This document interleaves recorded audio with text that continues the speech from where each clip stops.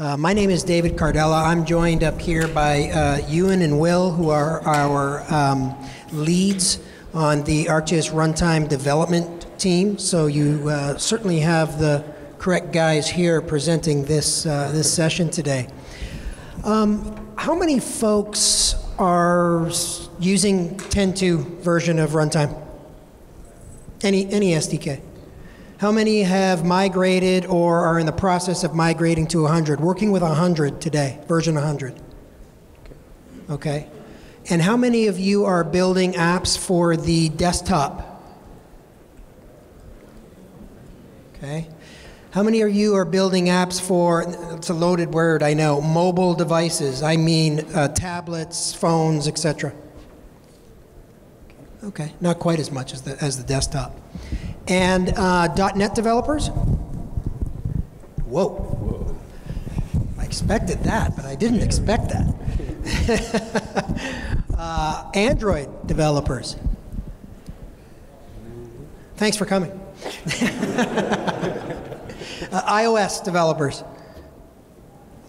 Okay. Java? All right. Qt? I'm not talking about you, Will. Qt developers? Yep. Come on. No? Some in the back. Oh, someone in the back? Okay, great. Good. Good stuff. Okay, so that gives us a little bit of information going in. So that's great. So we've got a lot of information to cover in an hour. So Euan, why don't I just hand it right over to you? Okay, thanks, David. So with the runtime, as I said this morning, we had a big release for the runtime technology at the end of last year. It was codenamed Quartz for, to be honest, a little bit longer than we initially expected it because we were a little bit late getting it out, but we got it out in November, and it was a significant release for us.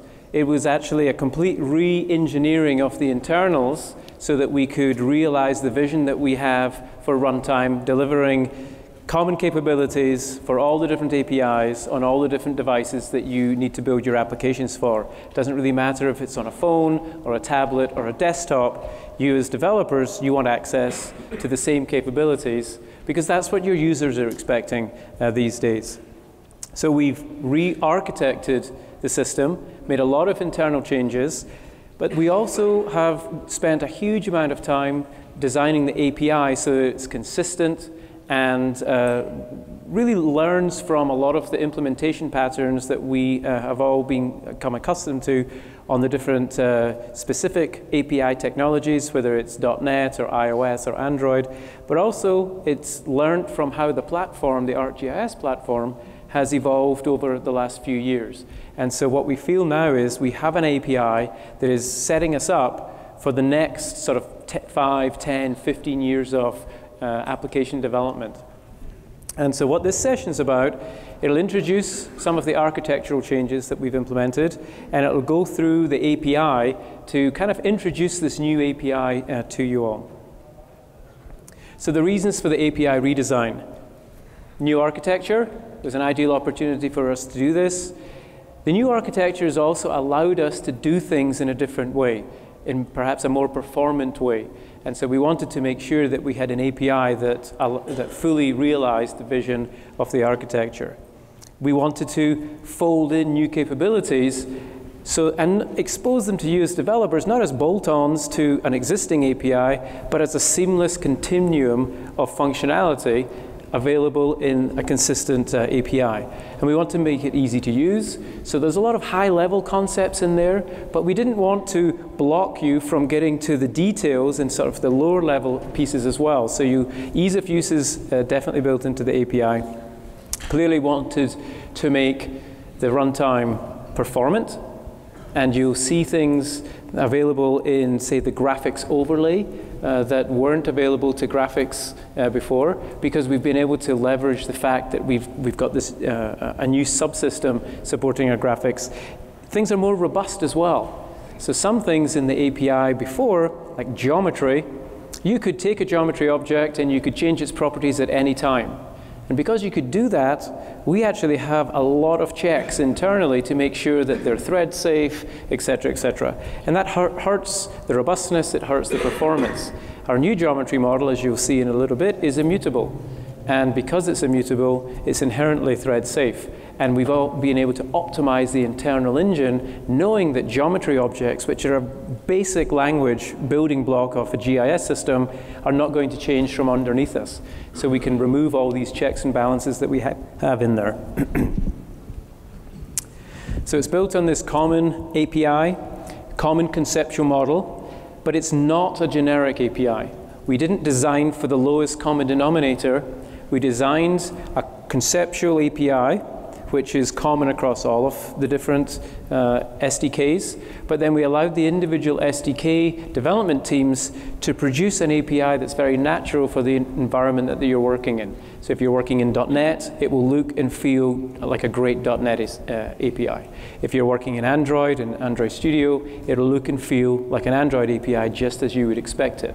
But the functionality is the same across all of the different runtime SDKs. So some of the changes, internal architecture changes, we've got by reference semantics. Some APIs before had by reference semantics, some APIs had by value semantics. And everything is basically by reference, and that simplifies and speeds up the process of you writing code. Our mapping API has been completely overhauled, and that's really the result of introducing a map as a fundamental building block of our technology. Geometry API has been streamlined and optimized. We've got a new portal API so you can very efficiently work with all the portal content that you can hit, whether it's online or enterprise. Simplification of authentication, and bringing 3D in, not as I said as before, as a bolt-on piece, but seamlessly integrating 3D because it's just as important as 2D. So we're going to go through these in a lot more detail here. First of all, the architecture. So the typical diagram that we use to talk about the runtime architecture, most of the functionality that you use when you're working with the runtime is developed in C++ in what we refer to as the runtime core. We build that natively on all the different platforms, and then we expose that through a set of public APIs, sort of SDKs here. So we build it on all these different platforms for all the different processor types. We use DirectX if we're on Windows. We use OpenGL if we're on other platforms to get our graphics acceleration. So that's our typical architecture diagram of the runtime. But that's the way it gets told publicly.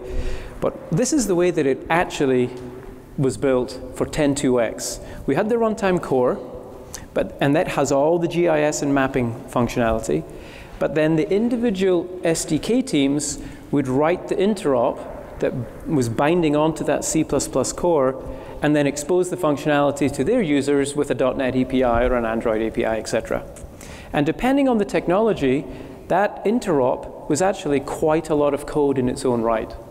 And it was all handwritten by developers. And because it was handwritten, we had differences being introduced into the APIs. So the .NET team maybe decided to implement all the methods and properties exposed by the C++ core team. Maybe the Android team didn't. And so that's where you're getting differences between the different APIs at 10.2x. This was annoying for you because you weren't able to jump from platform to platform and expect a consistent set of functionality. It was extremely expensive in terms of time for us. We couldn't scale it, and that's why you'd often get functionality coming out at different times, because some teams were able to achieve it faster than others. So we started over 3 years ago thinking that this wasn't going to fly in the long term, so we started our Quartz project, and we have a different architecture now. So we still have the C++ core that has all the functionality. We then put on top of that collection of C++ components the common conceptual object model that we've designed to expose the functionality, and that's all implemented in C++. And we make that available through a C binding layer. And this C API gives us the binary abstraction from our C++ code to the public APIs.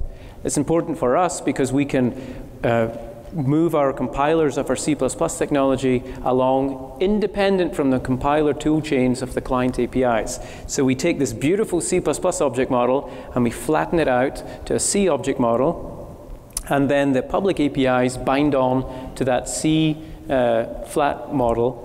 But a lot of the code now that's generating that interop is all machine generated. We write the C API, we can run code generators, and we can generate a lot of the binding code automatically. So it's much quicker and much more efficient for teams to expose this capability. Most of the design work happens when we're designing that C++ API. And then very quickly, the public teams that are responsible for the APIs that you use can expose that functionality. So that's a quick look at the architecture. What I'd like to do now is pass over to Will, and he's going to step us through changes in mapping. Thanks, Euan. So the next set of slides are really deep dives into various aspects of the API. And we're going to start with the most important part of the API, which is the mapping API. This is the bit that was essentially completely rewritten for Quartz version 100. So the reason we did this was to incorporate new functionality.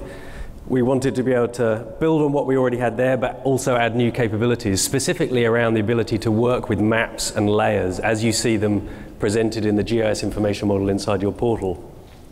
And in doing that, we've embraced the map object as a completely central component. And the map object that you work with in runtime actually represents a web map. It has a toJSON method on it. You can call toJSON, and the JSON you'll get out will actually be the web map spec that you can see documented on the developer side. So that makes it easy for us to open and read maps and also save maps. So first of all, obviously the question that you will ask your mother when when you're going through puberty is, where do maps come from? So maps with runtime come from a number of different areas. You can open maps from the portal, and obviously these are web maps. As I said, the maps that we work with are JSON objects, and we can parse and serialize the web map JSON as we get it. We can retrieve that from a portal item if you're using our portal API, or simply from a URL. You can also get maps from Pro, and these are mobile maps, and they're published through mobile map packages. Mobile maps are also JSON objects, and they actually extend the web map spec. So the map object that you work with in runtime is exactly the same map instance map object. It's just when you open it up, there's a few additional properties that is inside a mobile map. So it allows us to share maps throughout the platform, whether it's Pro to runtime, Pro to the web, back down to runtime. Essentially the map object and the specification of that map object is essentially the same.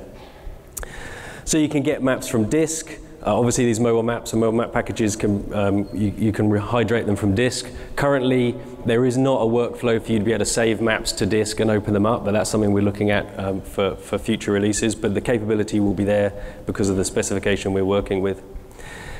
But also, actually, a lot of developers in 10.2x didn't work with web maps. Out of interest, in the audience today, who is building an app that uses web maps? Okay, who's building an application where they write the mapping code themselves? Okay, interesting. So that means not many people are actually working with maps at all, because people didn't put their hands up in either category, but there you go.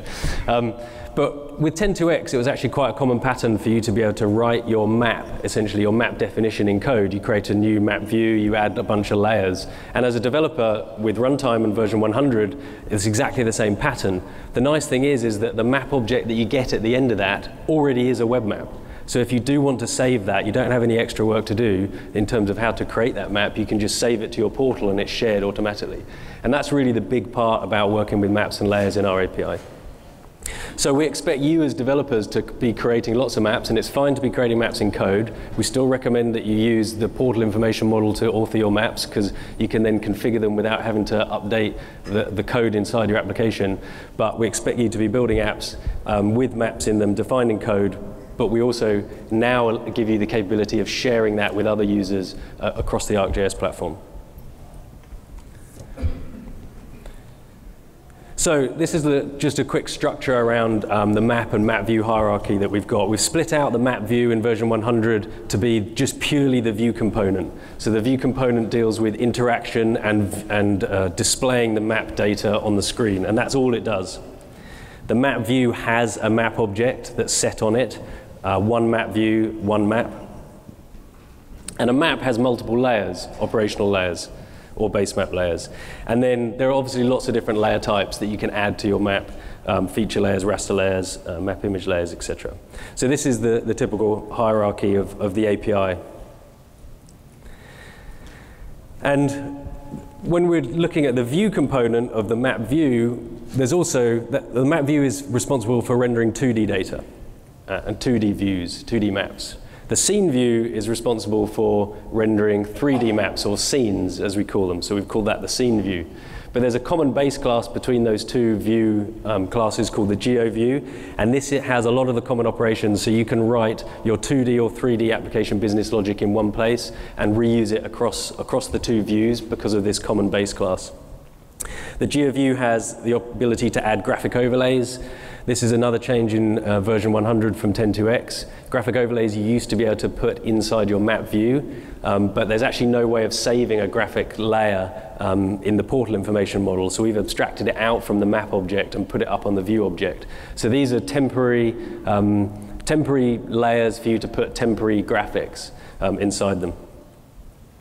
The GeoView also has location display. It has generic methods for setting extents through an object called Viewpoints, which we'll talk about in a little bit. And it has lots of eventing for you to decide when, or for you to determine when the GeoView itself has been rendered correctly and whether all of the layers that are actually being rendered in the GeoView have been rendered correctly as well.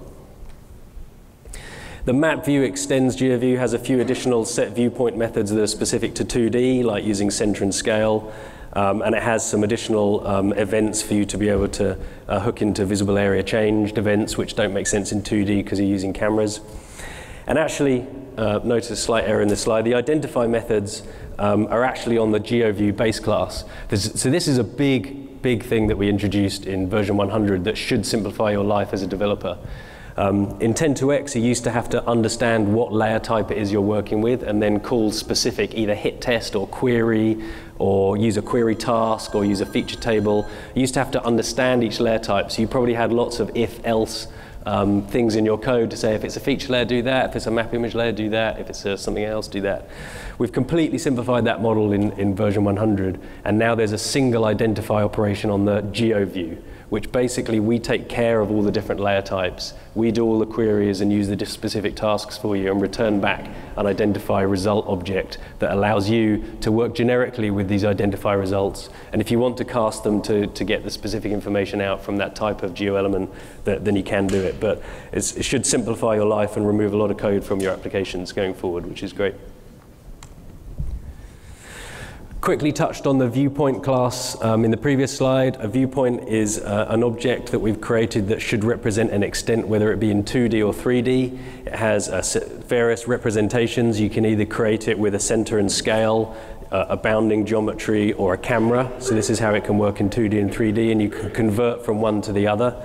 This allows you, again, to use viewpoints in an application that works in both 2D and 3D. And you'll see that the viewpoint class is something that the JavaScript API team have also adopted, and we've worked together with them on that specification.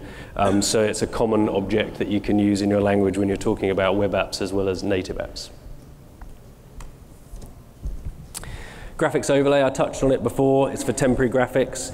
The nice thing about it being in the GeoView, it means that you can actually switch out your map from underneath your GeoView. So let's say you've put a geocode result inside your application and you want to change your map but keep that search result. You can switch the map and all your graphics and graphics overlays will persist in your GeoView or map view. So it allows you to switch maps and keep that context of search results. It contains a list of graphics by reference, so you can, Euan talked about by reference semantics as an example. You just get hold of the list and you change it, you add or you delete, or you pop graphics into that set, and they will automatically be rendered on the map. So you just change those objects by reference, and the rendering engine will take care of actually making those changes on the screen. You can also apply a renderer to a graphics overlay, a bit more of an efficient way of applying symbology changes to lots and lots of graphics rather than having to do it on a graphic by graphic level. You can do it at the renderer level. And the graphics overlay also has a rendering mode, and we've got static or dynamic modes, and these modes are actually quite important to understand if you're working with lots of graphics. The dynamic mode is the mode that as you zoom in will redraw the graphic symbol will try and redraw it at 60 frames per second as you zoom in. So you won't see the symbol change in size as you zoom in and out. But that obviously takes quite a lot of GPU resources. So if you do have lots and lots of graphics, like hundreds of thousands of graphic overlays or graphics in your graphics overlay, then the performance and the frame rate might slow down. So you can switch to static mode, which basically renders them as an image, a bitmap image as a texture. So when you zoom in, you see it sort of balloon up a little bit and it goes a bit fuzzy, but then it redraws as soon as you finish interacting with the map. But it does give you better performance if there are lots of graphics. So rendering mode, if you're working with lots of graphics, is something that's worth playing around with and trying to understand.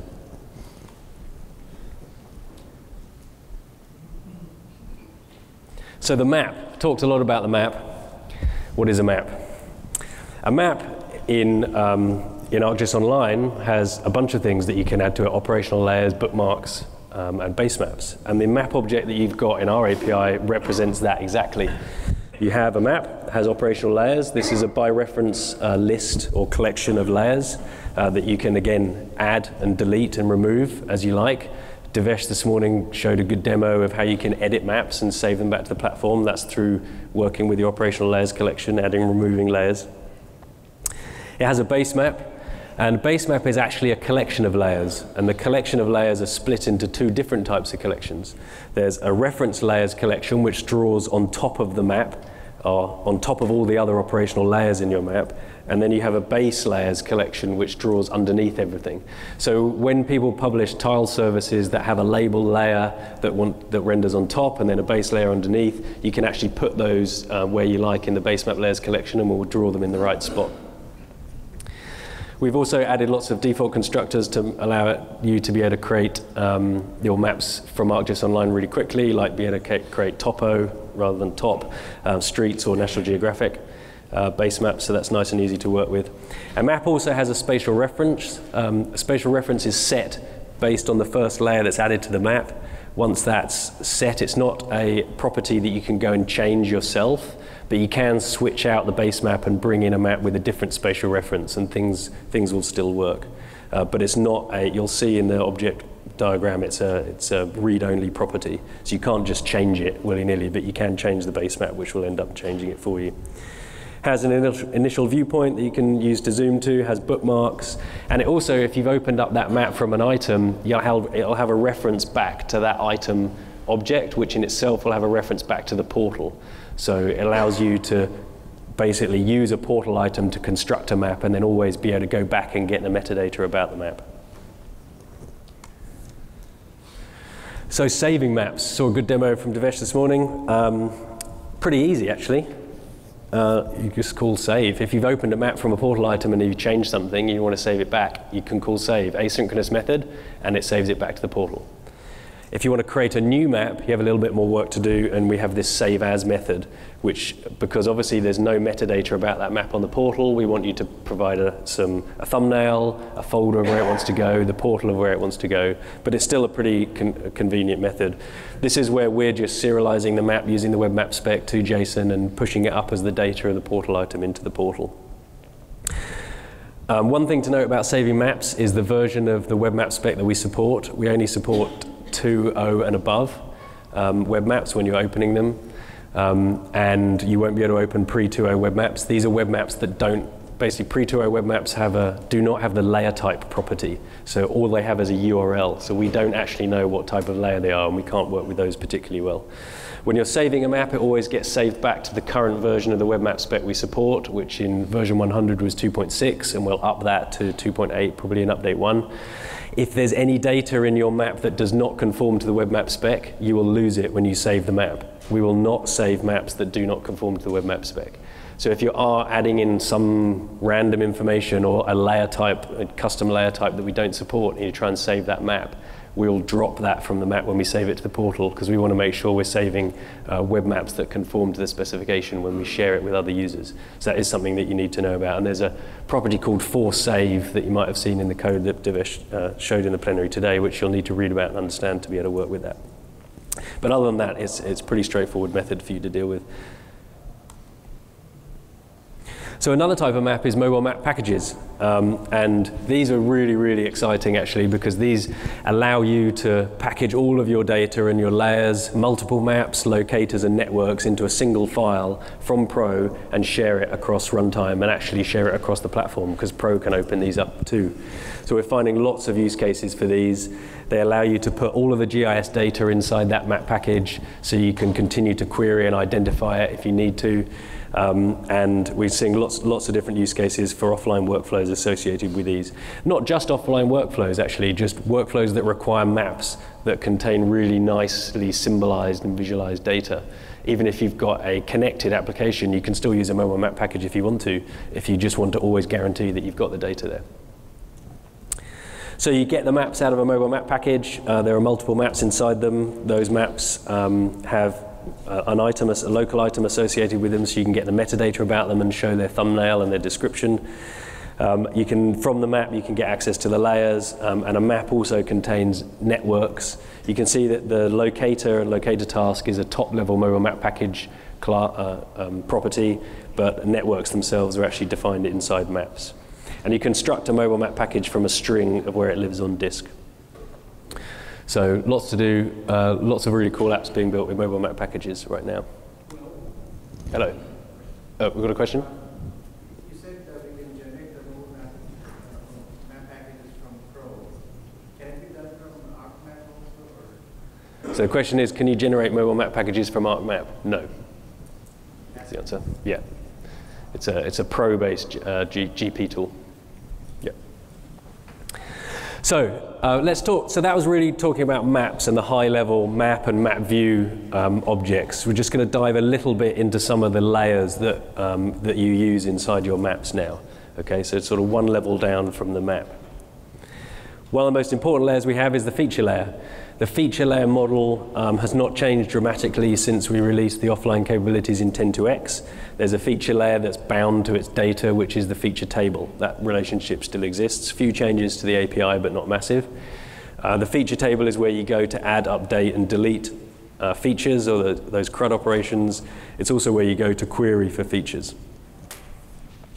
We have a specialization of a feature table for ArcGIS specific layers called ArcGIS Feature Table. This adds in the ArcGIS information model concepts such as attachments, types and templates, relationships down the line, and layer infos and all the service metadata that you can publish for feature layers for ArcGIS server.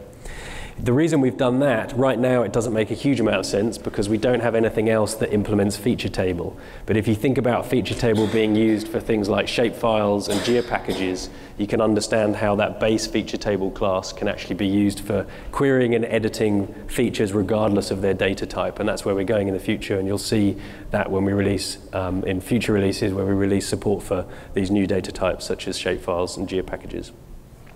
So right now you work with ArcGIS feature tables, and there's two specializations of those. One for offline usage, which is your geodatabase feature table. This is what you get out of mobile map packages. This is what you also get when you generate a geodatabase from ArcGIS server for an offline sync workflow. And it doesn't have a huge amount of new properties inside there. Most of the logic is at the ArcGIS feature table level. The other class is the service feature table. This is what you construct when you're working with services.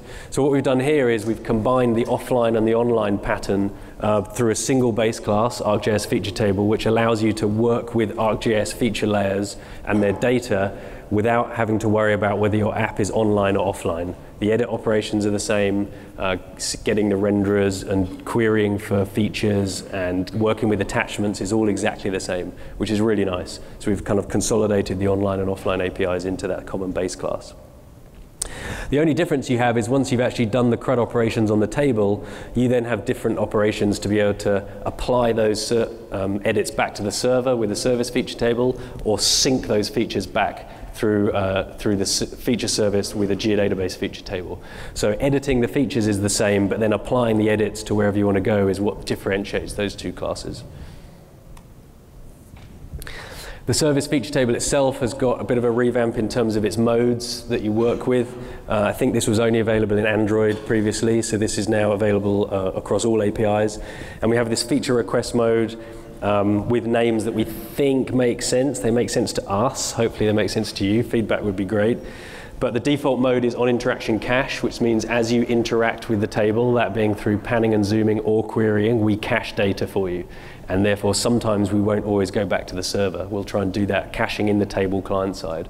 That also means if you lose connectivity, you can still pan and zoom that map because the features are still cached inside that table. So for intermittent connections, that works quite well. There's on interaction no cache, which you should use if you're working with data that updates really, really frequently, because that means every time you interact with that table, which is a pan and zoom or a query, will blow away everything in the table and go and get the latest data. So if your data changes over time, you can use that mode.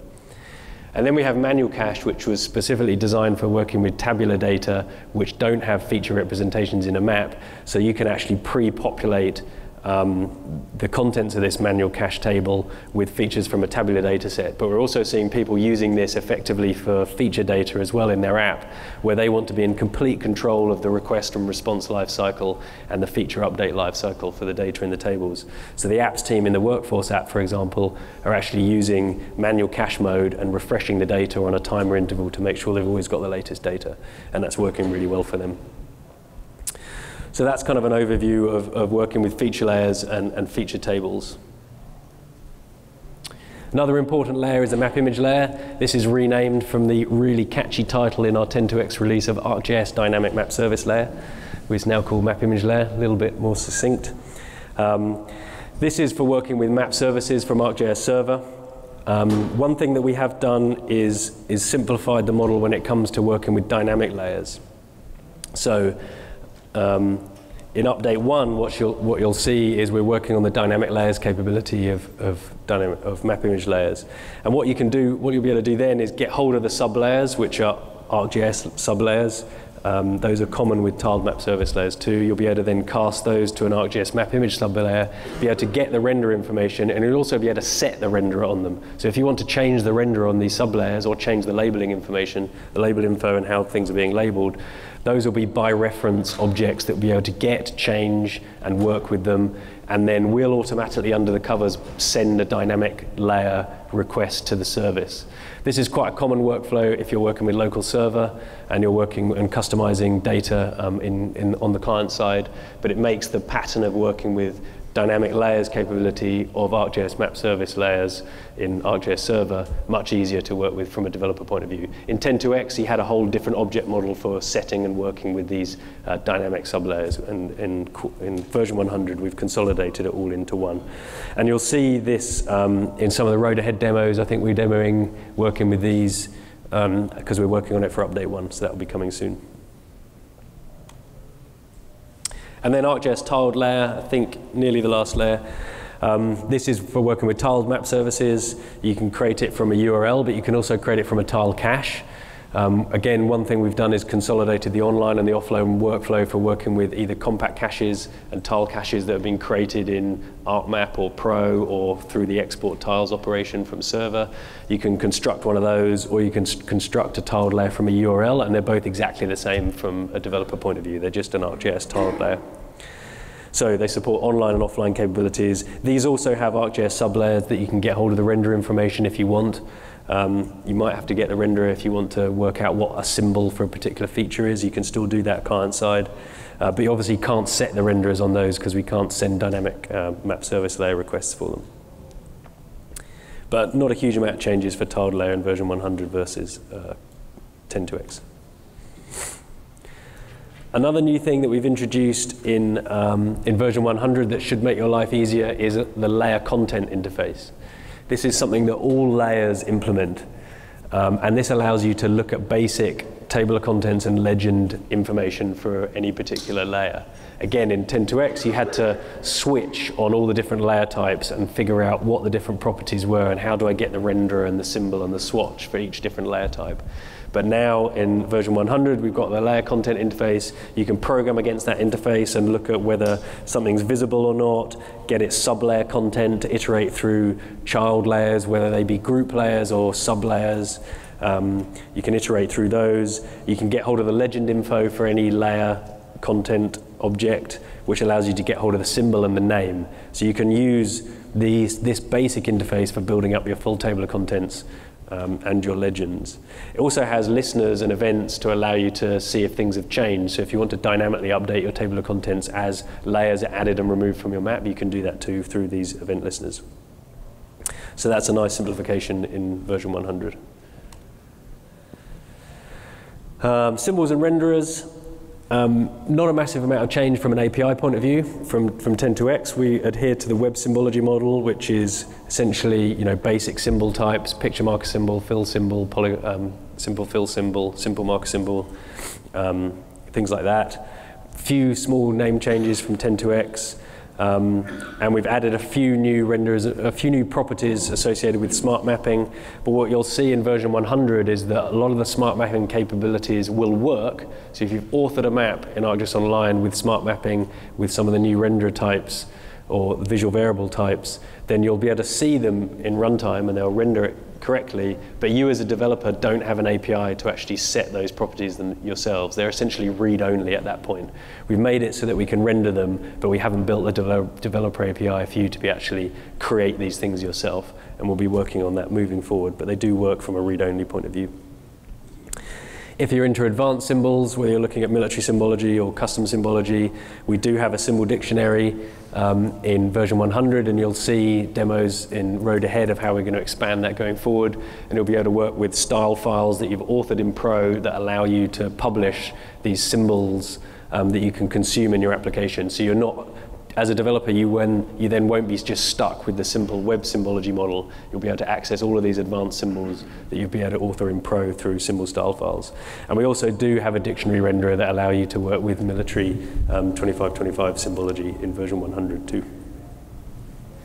So I think that's maps and layers. I'm going to hand back to you and to talk about 3D API. Thanks, Will. So we've taken quite a bit of time to go through the maps and the layers, because it is a significantly redesigned API, and it's a pretty fundamental API for everyone here who's building applications that want to display maps in their content. The 3D API, the good news is almost everything that Will talked about for 2D applies to 3D as well. 3D has scenes. They're just like maps, but they contain 3D content as well as 2D content, in which case there's defined behavior of what happens to that 2D content. You create scenes with ArcGIS Pro and ArcGIS Online, exactly the same as web maps. And you can view these scenes on desktop, web apps, and runtime apps, exactly the same as the web map. If we have a look at this, is the 2D API that Will talked about, the map view, the map. Map has a collection of layers. If we take this API and kind of convert it into a 3D API, what we're actually adding are some new components. The scene view, that's the thing that's responsible for the display of the scene and the user's interaction with the scene. It has all the touch gestures enabled, etc. It has a scene, and a scene has a collection of layers, and it has a surface. So your scene has a collection of layers. All the layers that worked in 2D work in 3D with some predefined behavior. In addition, the scene gets one new layer type called the scene layer. Scene layer is pretty special because it can display many types of 3D content. Adrian this morning talked about it in the plenary. It can be triangulated meshes. It could be buildings. It could be 3D objects. They're all displayed and handled by the scene layer, point clouds, etc. The surface is connected to the scene, and the surface is what's providing the surface for the 2D data to be referenced on top of. Now you can have multiple data sources that are feeding into a surface. You could perhaps have a global data source, which is a 100-meter elevation source, and then a national coverage of maybe 50-meter elevation source. And if you're interested in a particular smaller area like a city, it could be down to a centimeter or just a few inches resolution. And the surface will choose the appropriate data set for the content and the area that it's looking at. So it's very, very similar to 2D. A lot of what Will talked about with layer types, etc., they all apply to scenes as well. All right, moving on quickly to the Geometry API. So we had a number of challenges with geometry. We had fairly different geometry APIs across all of our 10.2x technologies. And we wanted to unify under one common model. We wanted to improve the performance and make it more robust. And that's one of the reasons why we chose immutable geometries. We wanted to also allow for us to add curve support, which will be coming next year to the geometry model of the runtime, true curve support. So the first thing to say, geometries are immutable. What exactly does that mean? It means that once you've constructed a geometry object, you cannot change it. If you want to change it, you've actually got to start again and construct a brand new geometry object. You can always use your existing one as input into a builder, make some changes, and then do that. Now, when I suggested, it was a very long day at the office when I suggested that we should make our geometry model immutable, because everybody said, well, Euan, you're crazy. How often do we actually change our geometries? It happens all the time. And I challenged the team to really think hard about how often do you change the geometry once you've actually created it. And there's some specialized cases in editing when you're adding points on a line. And yes, granted, that can be common. But in reality, when we looked at all the use cases of geometry, hardly ever do developers change the X and the Y of a point that often. Once they've created it, they kind of fire and forget. And so we made the change. There was still a lot of skepticism. But then when the teams actually built their samples, they realized that actually working with immutable geometries really simplifies the decisions that you make as a developer. How often as an ArcObjects developer have you ever had to decide whether you should call simplify or not? Just in case the geometry might have changed. Oh, I'll just call simplify anyway. That's a type of reaction that ArcObjects developers would always do, because anything in the system can come along and change that geometry from underneath you. With immutable geometries, that doesn't happen. You create your geometry, it doesn't change, it's very sort of discrete functionality, very deterministic.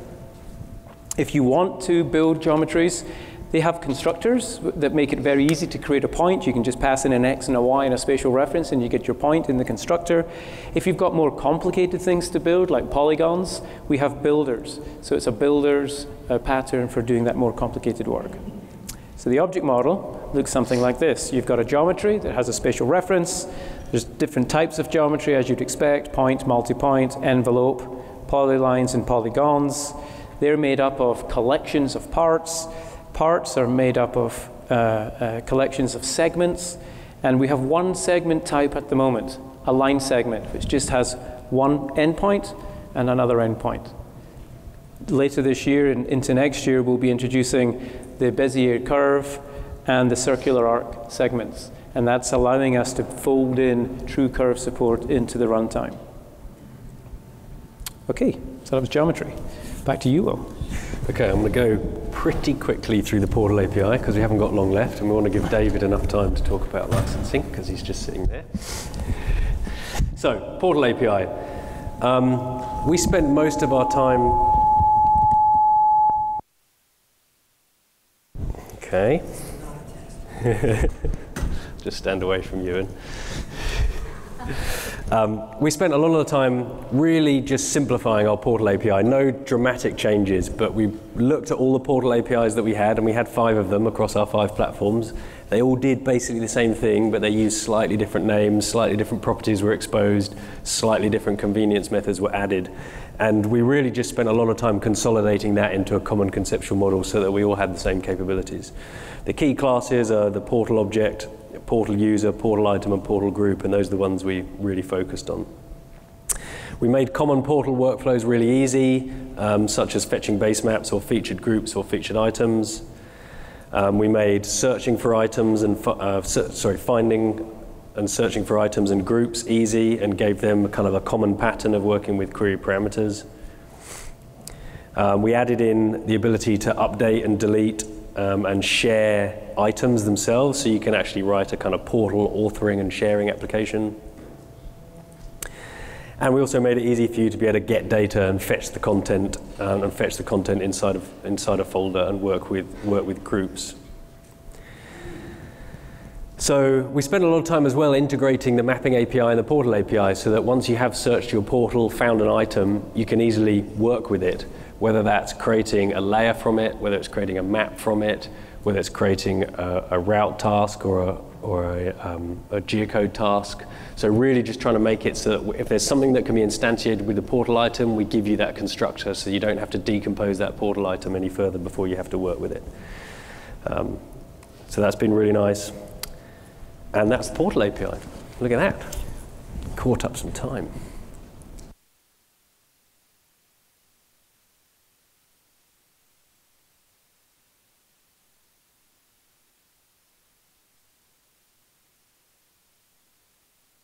Yes, is authentication. Working with the portal, working with your servers. It's quite challenging, whether you're using OAuth or token-based or credentials or certificates. It actually can be very complex to get it right, and getting authentication right is really important because you want your services secured because of security implications. But the way that you do it is numerous in our platform. So we have a new component that we refer to as the Authentication Manager.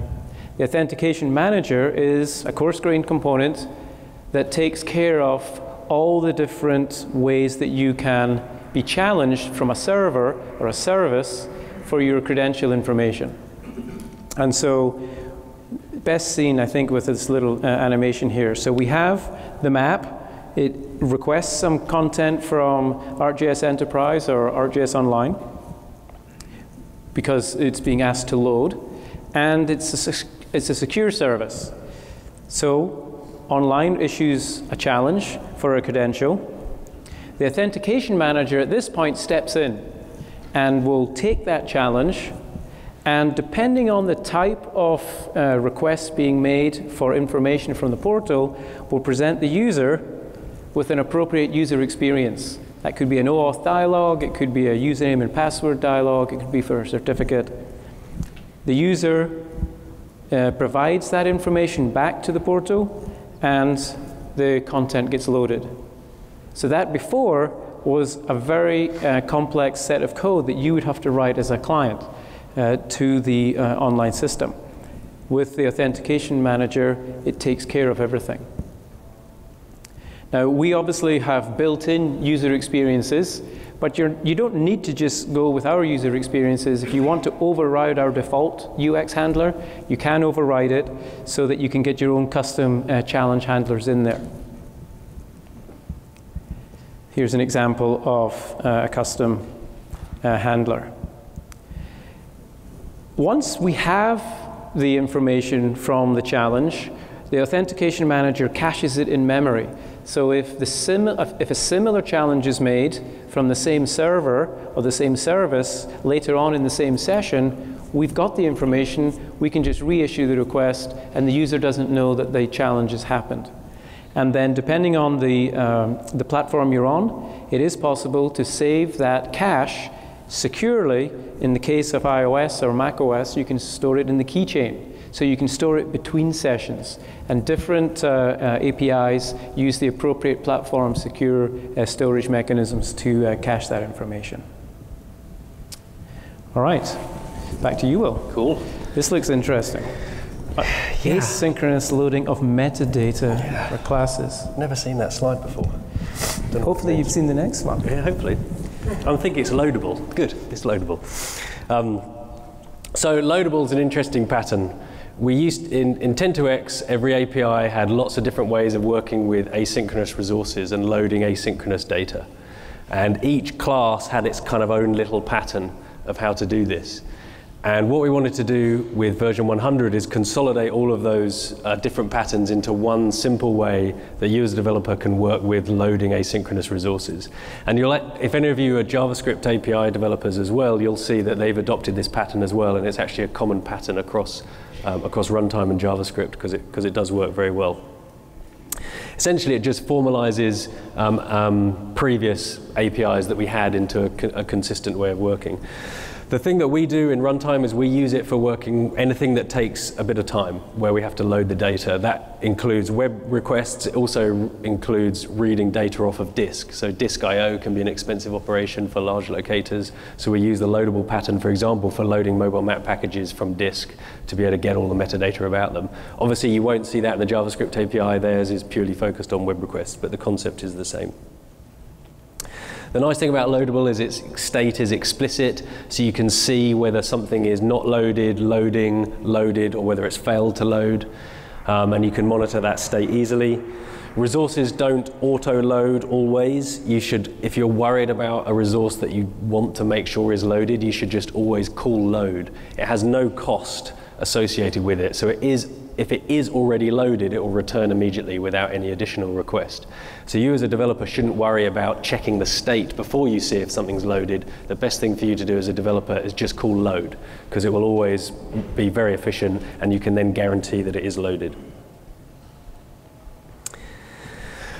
Now, one thing we've also done is move this concept to working with features from the service feature table. We consider features that we've downloaded for you as unloaded. We've basically got, when we request a feature from a service, we request the minimum set of data that we need to be able to work with that feature. That being the fields that you need to render it, the fields that you need to draw labels, and any non-nullable fields. Now, when you as a developer want to be able to display that feature that we've retrieved for you in a pop-up or edit it, it's a loadable object. The best thing you can do is call load, and then we'll go and get all the additional information for you for that feature.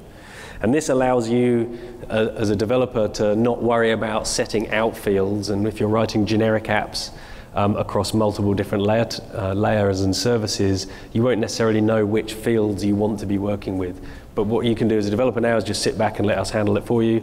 We'll request the minimum set of fields that you need to make requests efficient, and then when you want to edit or display that data, you can call load.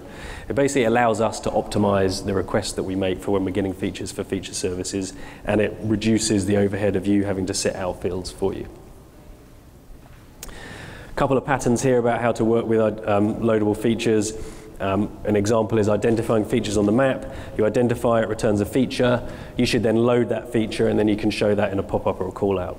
If you're showing a table view of features, you can query the table. We have something called query options that allows you to return all features as already loaded, and then you can show all those features in a table view without you having to iterate over every single feature and load each one individually.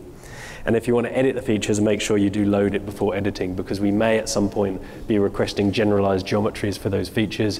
When you load the feature, we'll go and make sure we get the full fidelity geometry for that feature. So that is loadable and loadable feature, some new concepts in version 100 that we hope you will appreciate and enjoy and make your life easier.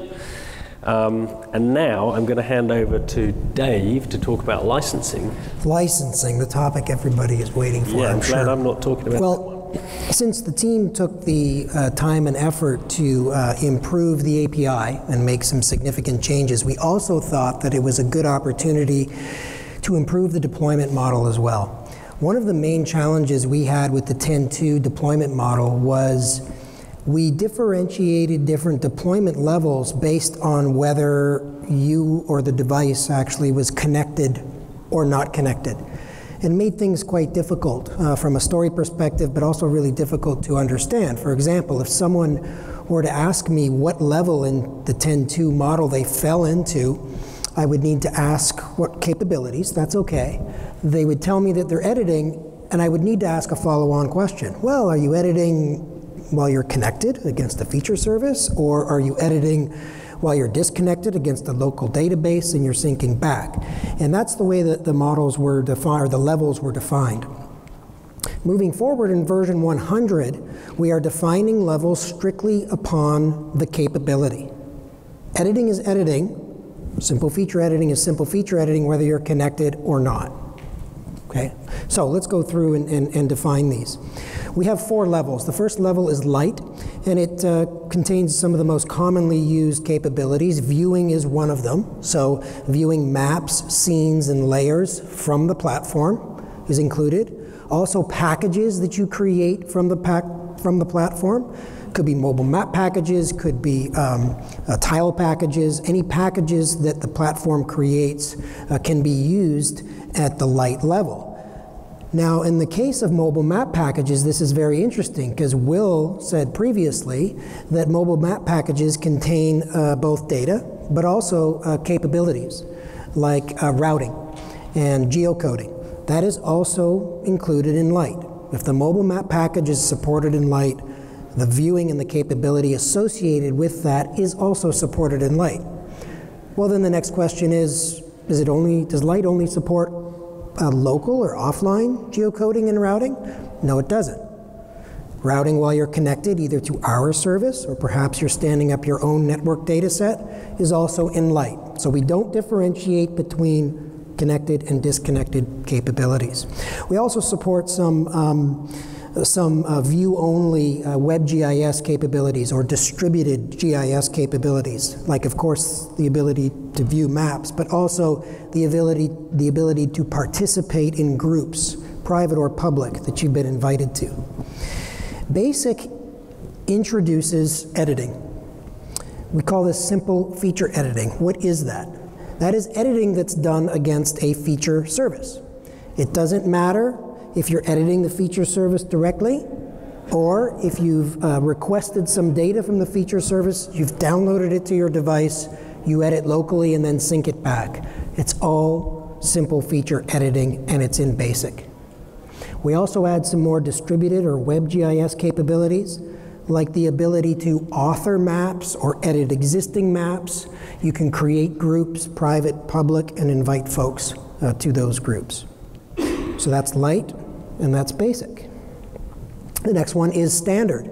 Standard gives you access, direct access, to various raster and vector files. So I've listed some of them here: KML, shapefile, JPEG, etc. So we have customers who get these files either side-loaded on the device, or perhaps some of the files, if they're small enough, they're emailed. And they're not going to be authored in a package in the platform. They're not going to be published through a service. So they need direct access to these file formats on the device, and that comes in the standard level. Also of note in the standard level is the ability to edit file geodatabases, and there's obviously some analysis and data management tools. Oh, I should also mention, you notice at the bottom, an optional extension can be used with this, with the standard level. In the previous model, we had 3 extensions: network, 3D, spatial analysis. We've taken those extensions and we've put them into one extension called the analysis extension. It's available from applications that are at the standard level. It's also available at applications at the advanced level. So the other differences in terms of advanced is you can edit your enterprise geodatabases via Direct Connect. That's the biggest one, but we also add some more analytical features. You see just some of them here: frequency, near, and split. And you can also work with mosaic data sets. So you see each level builds upon the other, adding more and more capabilities. So that is the model: Light, Basic, Standard, and Advanced. How is it licensed? Well, it can be licensed in one of 2 ways. If you are building applications that extend or complement ArcGIS or the ArcGIS platform, you can license these levels via named user. Level 1 named user for Light, level 1 or 2 for Light, and level 2 for Basic.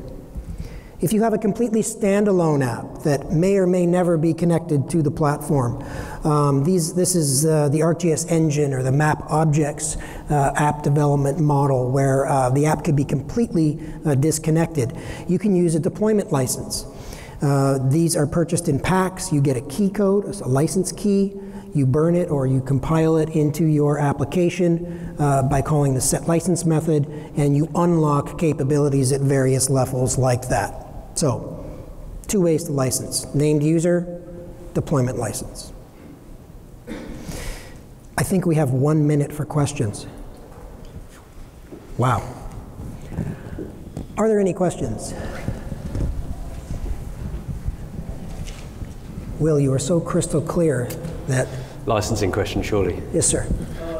These slides, is it available for download? Yes, will the slides be available? They will be available from the proceedings page on the Dev Summit website. So there's a Dev Summit website. You'll see a tab added for proceedings. All of the slides will be made available there. It does take a couple of weeks for those to all get put up there. It does. I should also mention that we are recording every technical session and every demo theater. We will also make the recordings available through our E360 website as well. All of them. For sure. What's the extensibility of, or what's your view on building in the extensibility to this 100-piece platform? For instance, like you mentioned caching methods, that one of the teams in Esri was using the manual method to kind of extend it, but it didn't necessarily come across as being officially an extensibility point. And Loadable, same way, are there ways to make your own types of information or streams loadable and anywhere else in extensibility? Okay, good question. So the question is really about extensibility of version 100. I suppose there are some specific defined extensibility classes that we have in Runtime, but a lot of it right now is there for you to use as a developer, but is not necessarily there for you to be able to extend. So we don't have a layer type that you can extend and create and plug in your own layer type. The reason for that is a lot of the logic is down in C++, and we haven't given you a direct C++ API, we give you the public API. So there are extensibility points along the way, but there's not a huge amount of kind of custom layer or custom symbology extension points right now. We are looking at opening up certain spaces within the runtime architecture to make them extensible. The most common two types that we see, custom data sources, whether that's raster or vector, that's on our roadmap, and custom symbology. Custom symbology is going to happen sooner. It'll be in the release at the end of this year, and custom data types, that'll be probably 2018. But these are the two most common extension points that we see. We obviously don't want to have as an open and extensible architecture as ArcObjects, because that extensibility, while it was very powerful for you, it was actually very limiting to us and how we could evolve the architecture, because once we had made it extensible, we had to support it. And it makes it difficult to evolve it over time. Whereas with the more that we can try and keep as a sort of a wrapped up black box, we can replace subsystems, and as long as you don't change the public API, your product just gets better, and you don't realize that we've completely replaced the subsystem.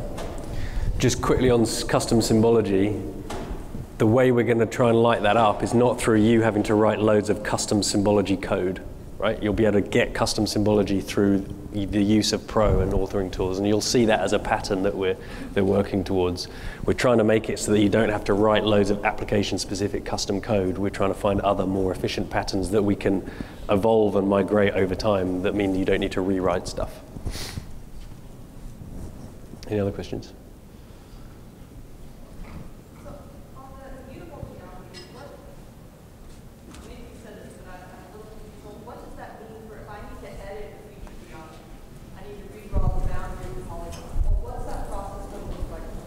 Okay, so the way that you would make a change, the question was about immutable geometries. How do I change a geometry? Whether it's a geometry I've created in code, or whether it's a geometry that I've got from a feature.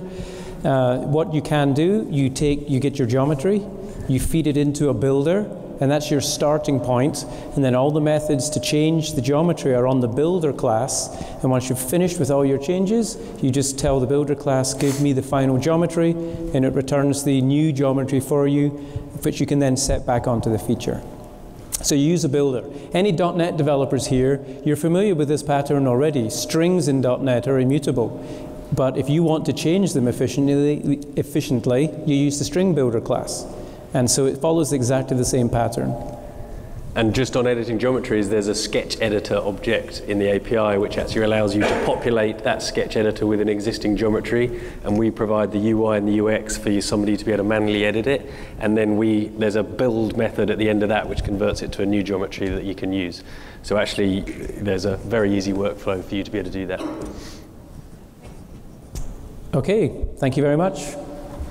Enjoy the rest of the conference.